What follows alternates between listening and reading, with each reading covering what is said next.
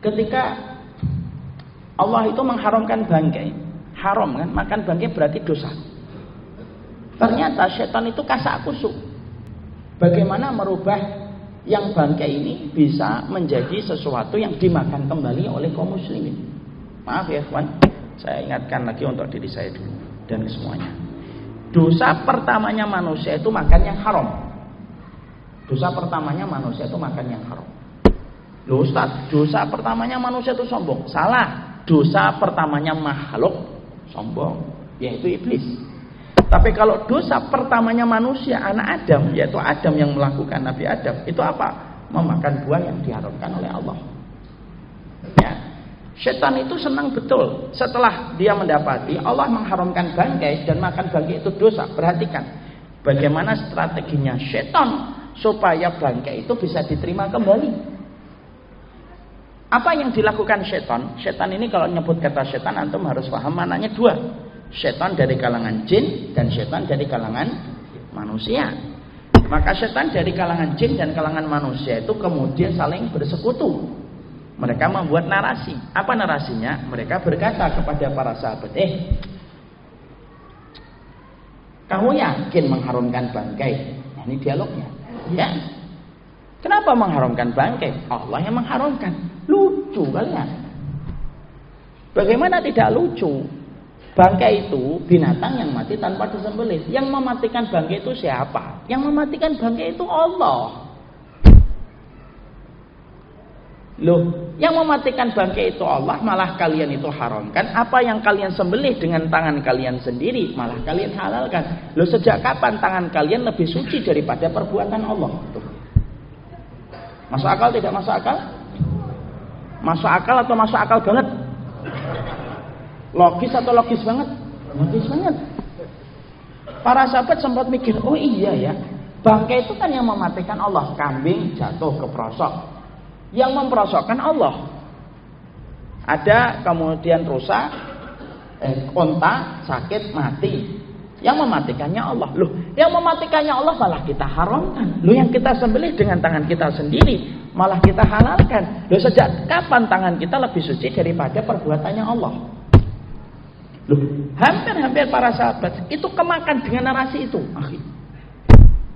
hampir kemakan dengan narasi itu dan hampir kembali menghalalkan bangkai. Padahal sudah diharamkan oleh Allah.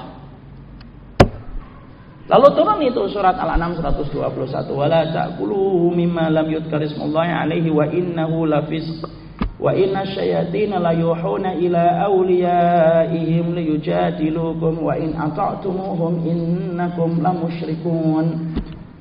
Maka di situ Allah menyampaikan, jangan kamu makan sekali-kali binatang yang tidak disembelih atas nama Allah. Kalau kamu memakannya, kamu fasik. Dan syaitan itu memberitahu kepada para wali-walinya, sekutu-sekutunya untuk membatah kalian. Kalau kamu sampai mengikuti bisikan yang dibisikkan oleh syaitan untuk mentaati kembali bahwasanya bangkai itu halal, innakum lamusyrikun, kamu menjadi musyrik setelah kamu beriman. Nah, akhirnya para sahabat itu tersadar, oh iya, bangkai tetap bangkai. Sekarang narasi itu banyak. Paham ya Pak? Maksud dari ayat ini saya sampaikan.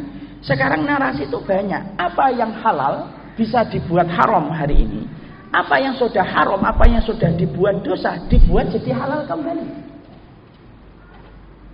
Dan ini masalahnya yang ini parah. Kenapa? Nanti berkaitan kepada akidah. Dan banyak orang yang sudah mulai ngotak-ngatik syariat, ikhwan.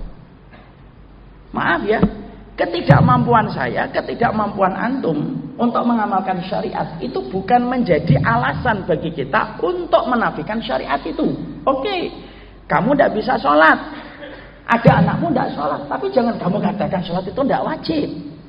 Banyak orang ketika dia tidak mampu mengamalkan konsekuensi satu syariat, maka dia mencari pembenaran, dinafikan syariat itu untuk menutupi ketidakmampuannya mengamalkan syariat. Itu kan lucu. Nggak lucu sih, miris, ya kan? Jadi bingung kita. Makanya kalau kemudian kita mendapati hari ini ada yang mengatakan jilbab tidak wajib, oke lah, kamu tidak bisa anaknya pakai jilbab, atau mungkin ibunya nggak pakai jilbab, atau dia sendiri nggak pakai jilbab, maka tidak apa-apa. Mungkin dia lemah iman, belum bisa mengamalkan syariat menutup aurat.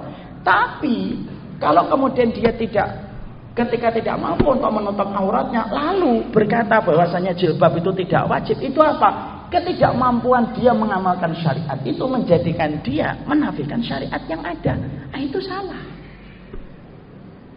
Ada perkara-perkara pokok yang sudah disepakati para ulama yang tidak ada perbedaan yang ada di antara para ulama. Sholat yang wajib 5 itu mutlak. Nabi yang terakhir itu Muhammad Sallallahu Alaihi Wasallam itu mutlak. Tidak ada perbedaan. Tidak bisa mengatakan ada lagi Nabi setelah Rasulullah. Loh kok gitu? Itulah perbedaan para ulama yang harus kita hormati. Ulama mana? Ceger atau Bekasi? Tidak ada. Mana ulama yang tidak mengatakan jilbab wajib? Ambil 4 imam madhab. Imam Syafi'i, Imam Malik, Imam Abu Hanifah, Imam Syafi'i. Mana yang tidak? Tidak ada. Jadi jangan sampai ada narasi yang dibuat yang jelas-jelas sudah diharamkan oleh Allah dihalalkan kembali, dan kita tidak boleh mendiamkan. Kenapa? Kita khawatir kalau kemudian semacam ini terus terjadi menggerus kehidupan keimanan kita. Mungkin maaf ikhwan, mungkin kita insya Allah mungkin selamat karena kita sudah paham. Tapi kalau kita diam, tidak mengingkari kemungkaran ini dan tidak menyampaikannya, anak khawatir mungkin kita tidak terkena langsung, tapi anak cucu kita yang nanti akan terkena dampaknya langsung. Makanya orang hari ini tuh berusaha gitu mengotak-ngatik syariat gitu. Jangan ngotak-ngatik syariat. Orang yang mengotak-ngatik syariat itu berhadapan dengan Allah langsung. Apalagi pada syariat-syariat yang sifatnya jelas. Terutama ketika sudah bicara tentang hadis-hadis Rasulullah, kitab-kitab ayat-ayat Allah. Sudah itu jelas, paten. Berhadapan langsung dengan Allah. Makanya tidak ada kisah orang kalau sudah menghinakan syariat Allah kecuali berakhir kepada kehinaan di dunia sebelum kehinaan di akhirat.